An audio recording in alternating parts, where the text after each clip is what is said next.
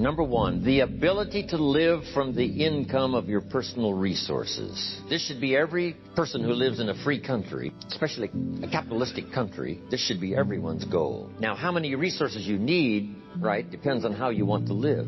But if you wish to live modestly, it doesn't take all that many resources over a fairly brief period of time to have enough resources to live modestly. If you wish to live more lavishly, of course, you need to accumulate more resources. But that's my view of financial independence, so that you can live from the income of your resources.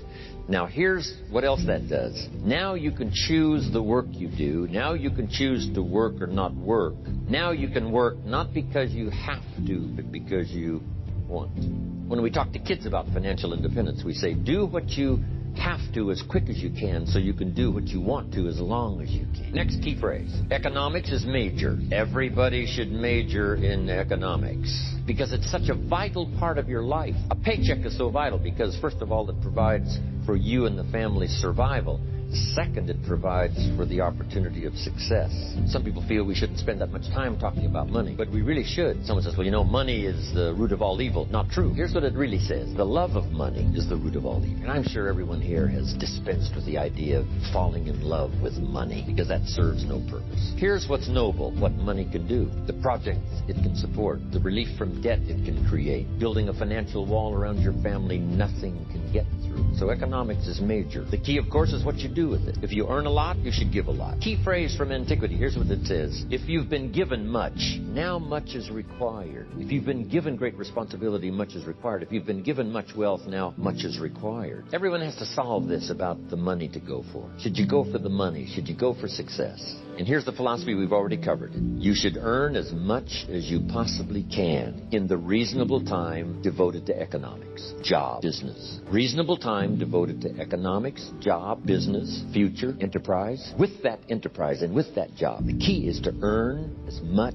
as you possibly can as you balance your life with everything else. Not at the sacrifice of your friendships, not at the sacrifice of values, not at the sacrifice of integrity. Let's talk now about what to do with the dollar, especially for teenagers and for kids. This is really important because this is one of the best places to start when you're like 15 years old, mid-teens. This is a great place. What to do with the dollar. Now, here's the tendency on attitude, because attitude determines so much of our lives. What difference does it make if a child has $1 when you ask what should he do with it? It's only a child and it's only $1. But see, here's where it all begins. Your financial journey begins with what you do with the first dollar. It's where it begins. Now, sure, you can do the wrong things and finally correct that, get on a better path. But it all begins on what you do with your resources. Jot this phrase down. It's one of the best for the weekend. Here's the 2 challenges of life. Number 1, the development of our full potential. That's challenge number 1. Challenge number 2 is the wise use of all our resources. That sums up life in general. The development of all of our potential and the wise use of all our resources. Because when I met Shof and he asked me about my financial condition, he said, how much money have you saved and invested the last 6 years? And I said 0. He said, not a good number. Here's what I told him. If I had more money, I'd have a better plan. Now jot this down, because here's what he said. If you had a better plan, you would have more money. Next key phrase. It's not the amount that counts. It's the plan that counts. So let's start with something now as seemingly as small as $1. What should you do with it? Here's what we teach, teenagers especially. You should never spend more than 70 cents. Never spend more than 70 cents of each dollar you earn, or each dollar that comes your way, by gift or by labor. Now, you've got to have some plan what to do with your dollar. I've developed this little plan simply for suggestion, and then you've got to do the rest or revise it and do whatever you want to with it. But here's what I teach. Never spend more than 70 cents. You got to pick something, some number. This is the best one I could figure out. Now we've got another 10 cents, and another 10 cents, and another 10 cents, which is the 30 plus the 70, which is the full dollar. So we spend nothing more than 70 cents. Now, what do we do with the other 30? Here's some of the most important information. 10 cents is for charity or for church or whatever worthy projects you think you might engage in. Here's one of the best things to teach kids, generosity. Because first we're going to teach abundance, to provide more than you could use for yourself. The be fruitful philosophy that we talked about yesterday means to produce more than you need, so you have more than necessity. You have some to share. Some churches teach a 10%, a tithe they call it, which is fine. The key is to either administer this 10 cents yourself or to give it to some institution, a church or whatever, and let them spread it around. Let them put it where it's needed. Now, if you're going to give to some charity or church, you You must let them take you on the tour and show you where it goes. Okay, if you part with the money, let them give you the tour. Here's where the 10% goes if you're going to talk. Because now that gives you great joy to give 10%. Because you say, hey, here's what it's doing, here's what it's doing, here's where it's going, here's who gets it. Now, the next 10 cents is called the use of capital. I have the unique privilege now to teach capitalism in Russia. When I first went, I told you, 8,000 in my class in Moscow. I teach capital. Let me give you now my definition of capital and capitalism. It's just in a couple of sentences. Because Marx was wrong. Lenin was wrong. They didn't understand capitalism. Here's what they taught. Capitalism is a big company that abuses its workers. I mean, how ridiculous can you be? Anybody can abuse another person. We don't call it capitalism. One child can abuse another child. We don't call it capitalism. One family can abuse another family. We don't call it capitalism. People can abuse other people. That's not. So whether it's a big company, it's wrong no matter what it is. But they said, no, that's capitalism. A big company that abuses its workers. That's ridiculous. Wish I'd have been back there to debate the subject. Here's what capital and capitalism is. So jot this down. Capital is any value you set aside to be invested in an enterprise that brings value to the marketplace, hoping to make a profit. That's what capital and capitalism is. I can say it in one sentence. Now, the capital is the value you set aside. Taking capital and investing it in an enterprise and bringing the value to the marketplace we call capitalism. Capital and capitalism. It is so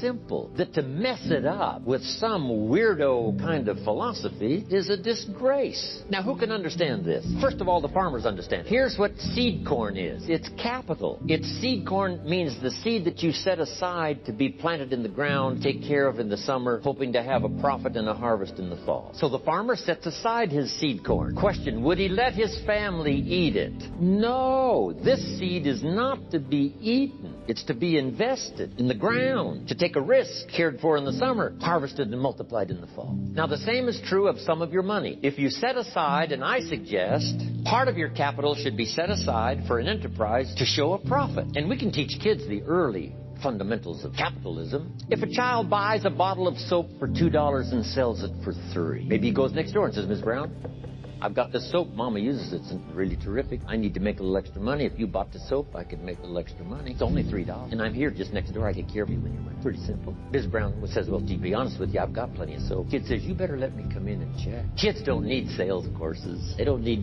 13 closes. Now, Mrs. Brown said, okay, you got me. Here's my $3. I'll buy a bottle of soap. Now we must teach the child what to do with this $3. So jot this down. Here's what we say. You must now set aside the $2 that you first invested, buy another bottle of soap. He said, well, that's true. You can't spend the whole $3. You'd be out of business. Kids can understand this stuff. Some adults, you see, don't know that. So you can't spend the whole $3. You got to set aside $2 so you can buy another bottle of soap so you can sell it for $3 and make a profit of $1. Now, once the kid has $1 profit, now what should he do with the $1? This is the formula that I've come up with, what to do with that $1. Don't spend more than 70 cents, 10 cents for church or charity, 10 cents to invest back into your business so that someday you can buy more than one bottle. You don't have to be General Motors to understand the mechanics of capitalism. Now, guess what we call this little kid that's now engaged in this enterprise and is making a profit? We call him a capitalist. And the communists used to say those no good capitalists.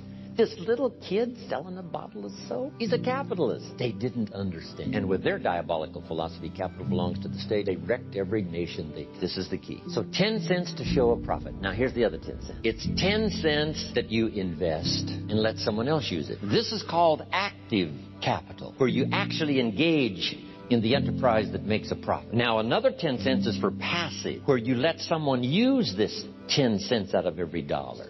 They use it, and they pay you for the use of this money. That's called passive capital. So we've got active capital and passive capital. Maybe you invest this in a stock, eventually, if you have enough money, and the stock pays you dividends, and also there may be an increase in the value of the stock. So this is the little formula I come up with. 70, 10, 10, and 10. It's very simple. And kids can figure it out. Kids can understand. Enterprises that kids can be involved in starting early. Charlie said, right? Got his kids involved in enterprise, making a profit, showing a profit. Now, when you first start, if you're an adult now, you may be in such bad shape financially that you couldn't do the 70, 10, 10, and 10. If you're in real bad shape, you may have to do the 97, 1, 1, and 1, because it may take this to pay your bills if you haven't had a good plan up until now. But jot this down now. It's not the amount that counts, it's the plan that counts. So let's say you were in such poor financial shape, you had to start 97, 1 for charity, 1%, another 1% for active capital, another 1% for passive. Now here's the key. To get these numbers starting up and get this number starting down. If you will actually do this, you can't believe how exciting it is to watch the numbers change. Remember what Job said. If you will change what? Everything will change for you. If you start to change, I'm telling you, these numbers will start to change. And the first thing you know, these numbers keep going up, up, up, up, up, until finally you can get to the 70, 10, 10, and 10. Now, when you make a lot of money, these numbers all have to change again. You know, if you're making fortunes, you can't spend 7%. That would be obscene. I probably spend less than 10% of my income. So this number, this is where I had to start, 97, 1, 1, and 1, finally getting to 70, 10, 10, and 10. But now, as time has passed for me and my fortunes have increased, this 70 has gone way down to 10. And now you can imagine, if the 70 has gone clear down to 10, you can imagine now what these numbers are. These numbers now, off the scale. Here's what it is. A good plan to consider. So make this note. It's your life and it's your future and it's your economic. This is just a suggested plan. You can tear this one up and develop one of your own. I'm just here to stir the pot. I'm here to stir your mind, to get you to think. Now here's 2 or 3 more keys on financial independence. Here's number 1. Keep strict accounts. Part of it is just for habit, and the other part is for self-esteem, and the other part is for future benefit. Keep strict accounts. It's just a good habit to have. It's like picking up the trash, not throwing the toothpick cellophane on the floor. It's just, it becomes the person you are. Keep good accounts. Here's the next one. Pay your taxes. I finally became a happy taxpayer. Here's what paying taxes does. Feeds the goose that lays the golden eggs called American opportunity. You say, well, the goose eats too much. Probably true. But make the note, better a fat goose than no goose. Here's the next key.